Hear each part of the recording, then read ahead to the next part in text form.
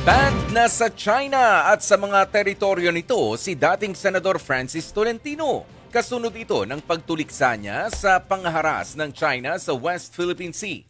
Itinuturing naman ni Tolentino na badge of honor ang ginawa sa kanya ng Beijing. Narito ang report ni Camille Samonte.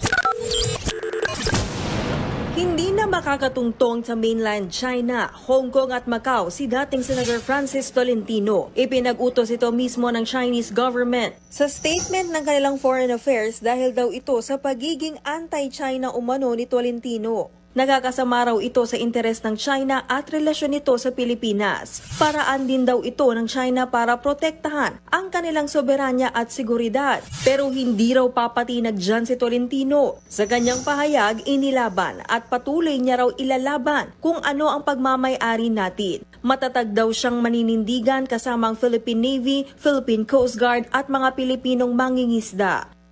It's a badge of honor which I will carry because what I did was for the interests of the Filipino people. The Filipinos should be respected with dignity by other countries, no matter how big or small.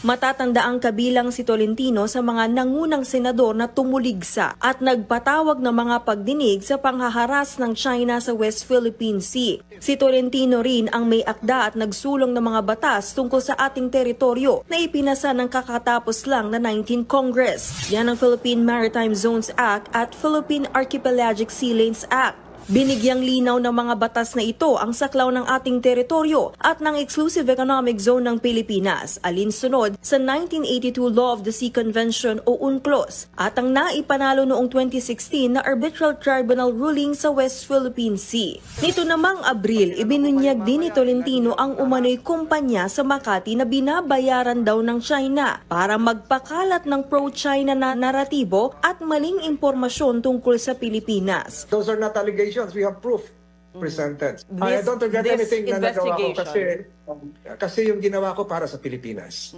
Sabi naman ng Department of Foreign Affairs, hindi makakatulong ang sanction kay Tolentino para ayusin ang bilateral relations ng China at Pilipinas. Hinimok naman ni Senator Jinggoy Estrada ang DFA na ipatawag ang Chinese ambassador to the Philippines para ipaliwanag ang ginawa nila kay Tolentino. Nagbabalita mula sa Frontline, Camille Samonte, News 5.